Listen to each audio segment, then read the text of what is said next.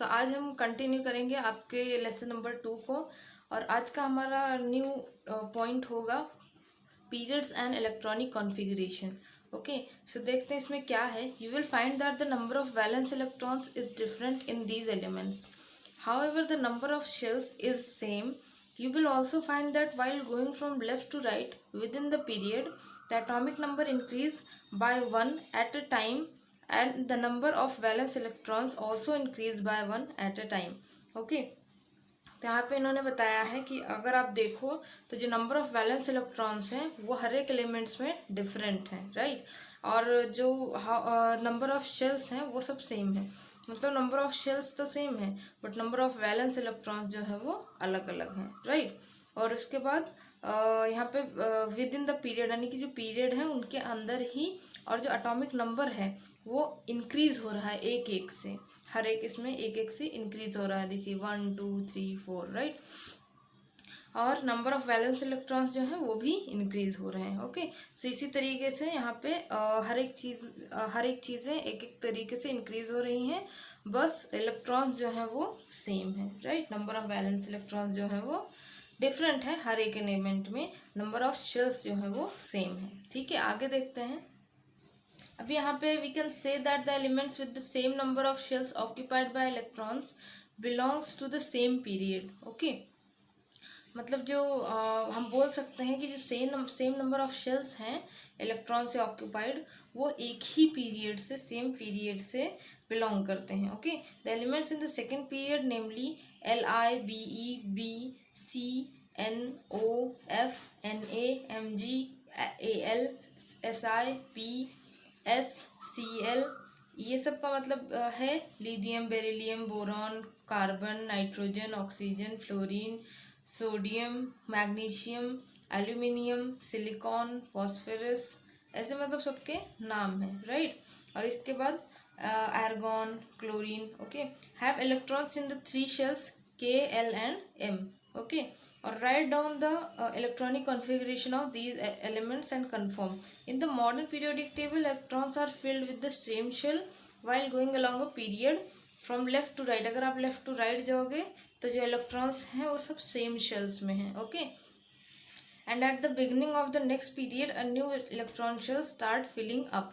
Okay, और अभी देखते हैं the number of elements in the first 3 period is determined by electrons capacity of shells and the law of electron octet. Okay, अभी है आगे यहाँ पे देखो ये सब चीज़ें, यहाँ पे electron capacity of electron shell, यहाँ पे कई सारी चीज़ें हैं जो बहुत इंपॉर्टेंट हैं, यहाँ पे स्टार की हुई हैं।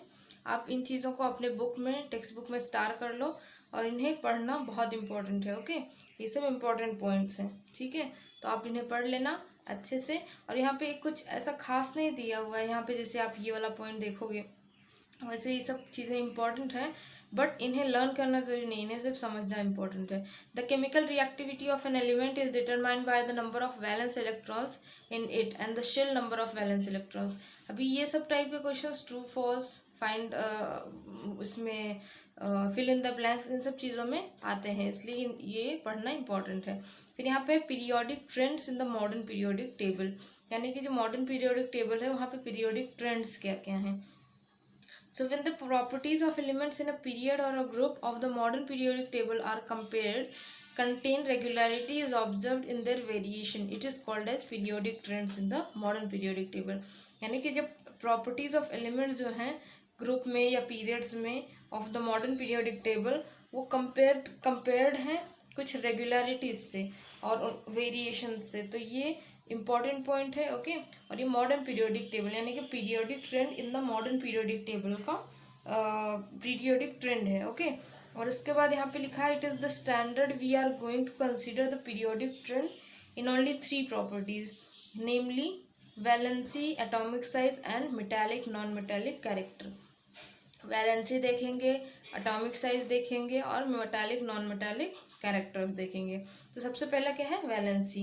You have learn in the previous standard that the valency of an element is determined by the number of electrons present in the outermost shell of its atom, that is the valence electrons. मतलब जब आपने previous standard में पढ़ा होगा कि valency of element जो है वो नंबर ऑफ इलेक्ट्रॉन्स प्रेजेंट होते हैं आउटर मोस्ट शेल में, उससे उसे हम वैलेंस इलेक्ट्रॉन्स कहते हैं, राइट।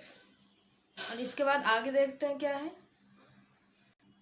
अभी आप ये देखो, यहाँ पे सिंबल है, इलेक्ट्रॉनिक कॉन्फ़िगरेशन है और वैलेंसी है। तो अगर हम सिंबल लें के और इलेक्ट्रॉनिक कॉन्फ़िगरेशन होगा उसका, क्योंकि यहाँ पे जो ये है 19 है इसका एटॉमिक नंबर, तो उसका ही हम इलेक्ट्रॉनिक कॉन्फ़िगरेशन निकालते हैं, राइट। सो मैं यहाँ पे आपको बता देती हूँ कि यहाँ पे इलेक्ट्रॉनिक कॉन्फ़िगरेशन कैसे निकाला जाता है। सो सबसे पहले तो होता है ये एटम वाला पार्ट छोटा, इसके बाद होता है यहाँ पे आप अगर 19 है तो सबसे पहले वाले में सिर्फ 2 ही आ सकते हैं। इसका एक नंबरिंग होता है 2, 8, 18, 36 ऐसे। तो हम सबसे पहले वाले में 2 लेते हैं, सेकेंड वाले में 8 लेते हैं, थर्ड वाले में फिर से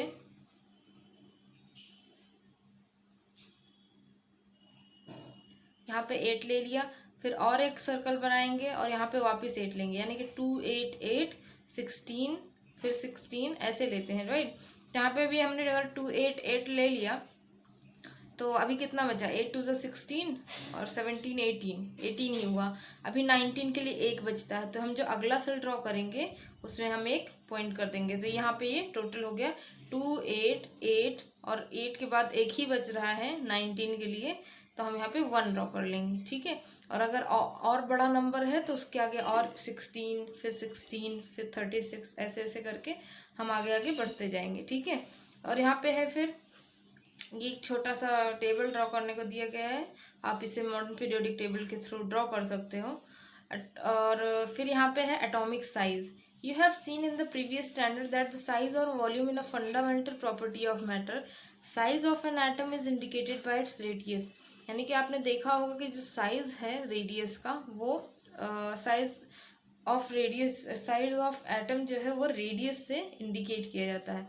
atomic radius is the distance between nucleus of atom and outer most shell, यानी कि जो बीच में न्यूक्लियस है, एन लिखा है मैंने, इसके और इसके बीच में जो डिस्टेंस होता है आउटर मोस्ट शेल के, इसे ही हम एटॉमिक रेडियस कहते हैं, ठीक है। अगर आप ने देखा होगा, अगर हम कोई सर्कल ड्रॉ करते हैं और उसके बीच के सेंटर से वो सर्कल का डिस्टेंस जो होता है वही रेडियस होता है, तो वैसे यहाँ पे भी न्यूक्लियस से लेके जो ये डिस्टेंस होता है इसे हम एटॉमिक रेडियस कहते हैं।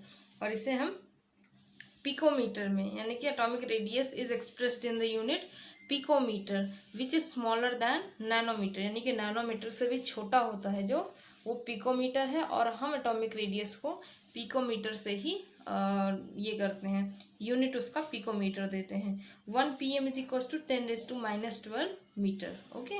तो ये सब आपको याद रखना है, इसकी डेफिनेशन, फिर इसकी यूनिट है, फिर ये किससे छोटा है, फिर ये कितना इसका वैल्यू है, ये सब आपको ध्यान में रखना पड़ेगा।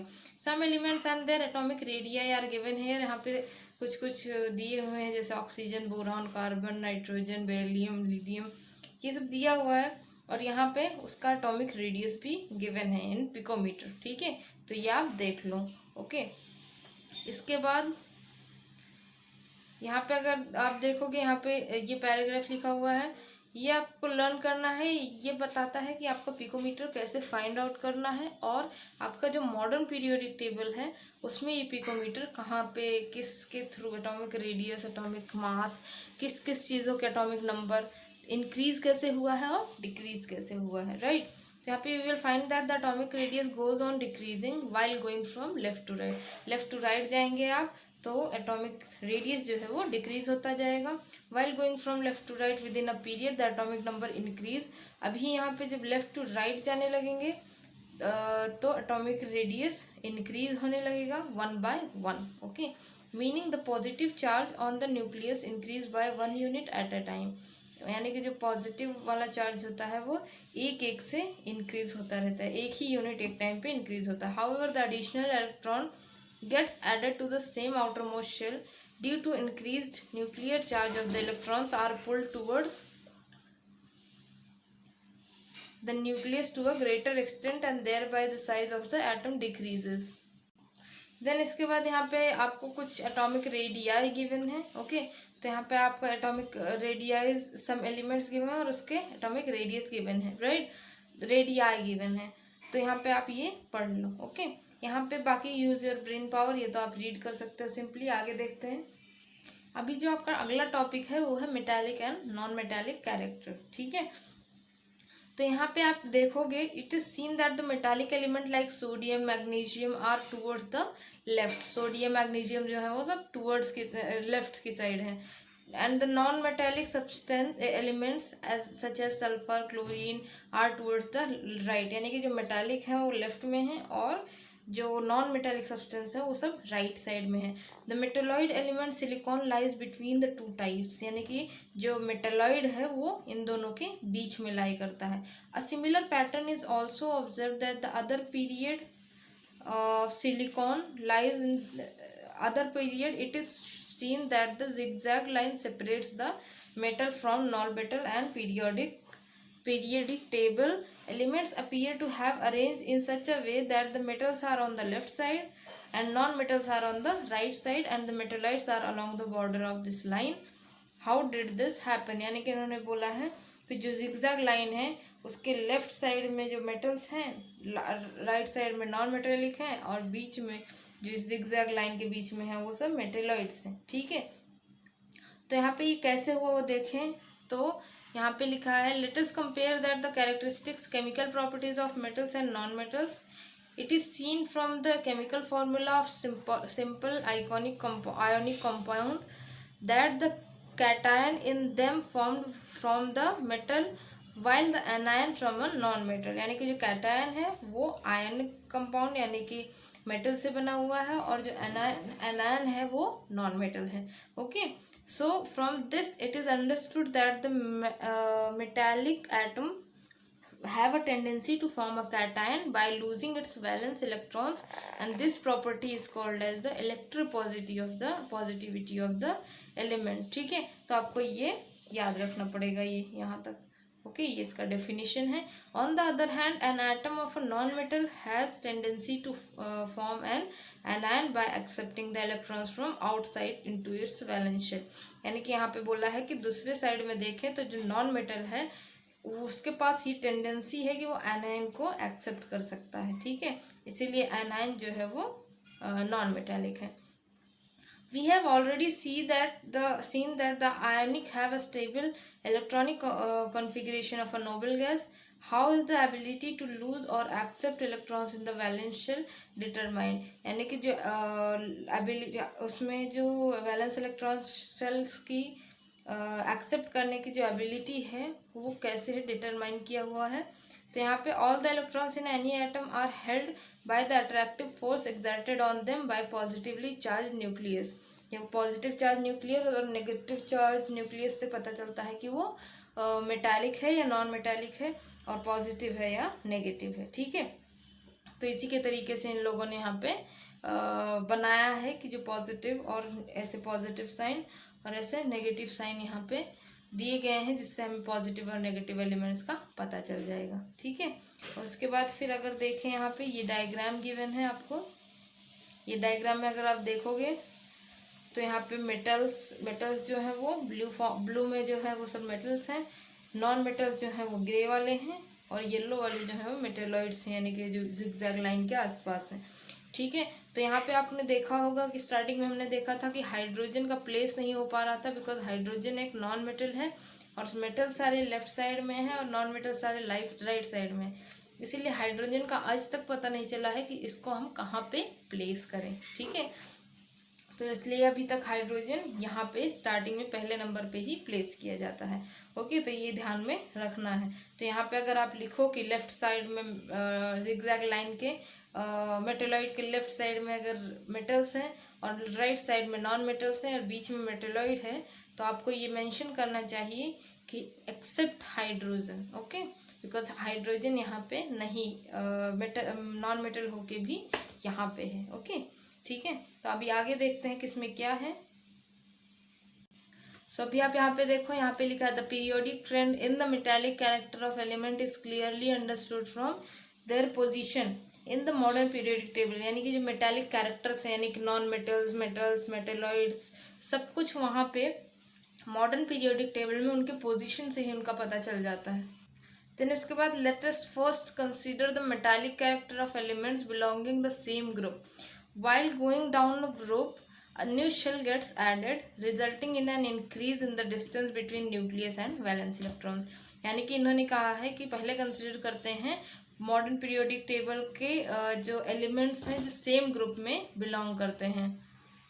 सो इन्होंने यहाँ पे एलिमेंट्स के सेम ग्रुप को पहले कंसिडर किया है और यहाँ पे देख रहे हैं कि जैसे जैसे आप डाउन द ग्रुप जाते जाओगे नए नए शेल्स एडेड होते जाएंगे. शेल्स किसे बोलते हैं? जैसे हम इलेक्ट्रॉनिक कन्फिग्रेशन फॉर्म कर रहे हैं तो इन्हें हम शेल्स कहते हैं, जो ये साइड साइड में ऐड होते जाते हैं. तो जैसे जैसे ये इंक्रीज होते जाएंगे इससे इसका रेडियस जो है वो इंक्रीज होता जाएगा. राइट, न्यूक्लियस से लेके हम एटॉमिक रेडियस कैसे फाइंड आउट करते हैं, यहाँ से लेके यहाँ तक ना, तो ऐसे ही रेडियस इसका यानी कि डिस्टेंस इसका जो है वो न्यूक्लियस और वैलेंस इलेक्ट्रॉन्स के बीच का बढ़ता जाएगा.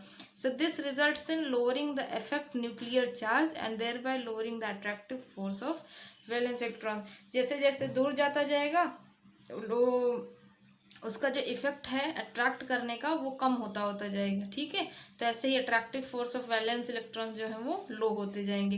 As a result this is the tendency of the atom to lose electrons increases. यानी कि यही टेंडेंसी है जिसके थ्रू जो एटम्स हैं वो अपने इलेक्ट्रॉन्स को लूज कर देते हैं. ठीक है, also the penultimate shells becomes outer most shell on the losing valence electrons. यानी कि जो नज़दीक रहते हैं उन्हें पेनल्टीमेट शेल्स कहते हैं. जब जैसे जैसे दूर जाते जाते हैं ये वैलेंस इलेक्ट्रॉन्स को लूज करते जाते हैं. Okay, with the special stability.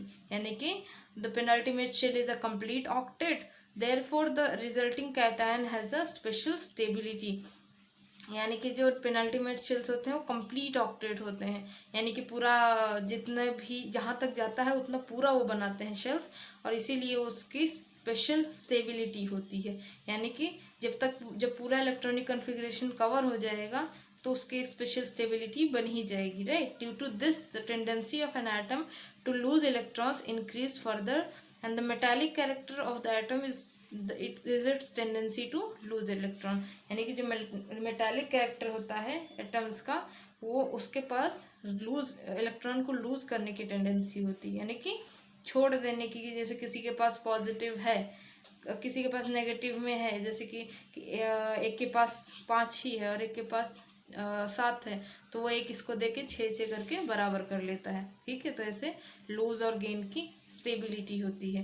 तो मेटालिक कैरेक्टर के पास मेटालिक टेंडेंसी जो होती है उनके पास लूज करने का इलेक्ट्रॉन लूज करने की टेंडेंसी होती है. Therefore the following trend is observed that the metallic character of elements increase while going down the group. यानी कि जो मेटालिक कैरेक्टर्स होते हैं जैसे जैसे आप डाउन द ग्रुप जाते जाओगे उनकी जो एलिमेंट्स जो हैं वो इंक्रीज होते जाएंगे. ठीक है, तो अभी आगे देखते हैं क्या है. तो यहाँ पे क्या है, while going from left to right. अभी तक डाउन द ग्रुप था, अभी लेफ्ट टू राइट है. Within a period the outer most shell remains the same and however the positive charge on the nucleus goes on increasing while the atomic radius goes on decreasing. Thus the effective nuclear charge goes on increasing. यानी कि यहाँ पे बोला कि जैसे जैसे आप left to right जाते जाओगे आउटर मोस्ट शेल तो सेम ही रहेंगे क्योंकि वो डिफरेंट नहीं होते, but the positive charge of the nucleus goes on increasing. यानी कि जो पॉजिटिव चार्ज होता है न्यूक्लियस का वो बढ़ता जाएगा, ऐड होते जाएंगे उसमें. ठीक है, और जो एटॉमिक रेडियस होगा वो कम होता चला जाएगा. तो जैसे जैसे एटॉमिक चार्ज बढ़ता जाता है लेफ्ट टू राइट का मतलब क्या है, इस साइड आता जाएगा तो जैसे न्यूक्लियस का ये जो डिस्टेंस है ये यहाँ से यहाँ यहाँ से यहाँ यहाँ से यहाँ कम होता जाएगा. ठीक है, और इसके बाद है as a result the tendency of a atom to lose valence electrons decrease within a period from left to right. ठीक है, तो वो लूज करते जाएंगे वैलेंस इलेक्ट्रॉन्स और उनका कम होता जाएगा, डिक्रीज होता जाएगा जब वो लेफ्ट टू राइट जाएंगे. The two factors, namely the increasing nuclear charge and decreasing atomic radius as we go from left to right within a period, are responsible for increasing the effective nuclear charge. यानी कि ये जो हमने ये paragraph पढ़ा इसी की यही रीज़न है जो हमारा जो न्यूक्लियर चार्ज है वो इफेक्टिव होता है. ठीक है, हमारा जो न्यूक्लियर चार्ज है वो इंक्रीज होता जाता है, रिस्पॉन्सिबल होगा इंक्रीजिंग का effective nuclear charge बनने का. Therefore the valence electrons are held with the greater and greater attractive force. This is called as electronegativity of atom. जो हमने ये पढ़ा इसी को कहते हैं इलेक्ट्रोनेगेटिविटी ऑफ एटम, यानी कि जैसे जैसे लेफ्ट टू राइट जाता जाएगा उसके एटॉमिक रेडियस जैसे कम होंगे और न्यूक्लियर चार्ज जो है वो बढ़ता जाएगा। ठीक है, due to increasingly electronegativity of force this left to right within a period, ability of an atom to become anion by accepting outside electrons goes on increasing. Tendency of an element from anion or the electronegativity is non-metallic character of the element. यानी कि जो anion है वो तो हमें पता है कि वो नॉन मेटालिक कैरेक्टर होता है, तो उसमें जो इलेक्ट्रोनेगेटिविटी होती है वो लूज होती है यानी कम होती जाती है, इसीलिए उससे हम non metallic character of an element बोलते हैं। ये है अभी फाइनली हमारा लास्ट टॉपिक इस लेसन का, जो कि है ग्रेडेशन ऑफ हैलोजन फैमिली, यानी कि ग्रेडेशन ऑफ हैलोजन फैमिली। इसमें हैलोजन्स का जो मतलब लास्ट का जो पी वाला एलिमेंट है वहाँ पे हैलोजन्स का एकदम आखिरी 17th ग्रुप जो है, आखिरी नहीं सेकेंड लास्ट, 18th जो है वो आखिरी है, सेकेंड लास्ट जो एलिमेंट जो ग्रुप है उसे हम हैलोजन्स बोलते हैं। The group of 17 contains the member of halogen family, all of them have a general formula X2।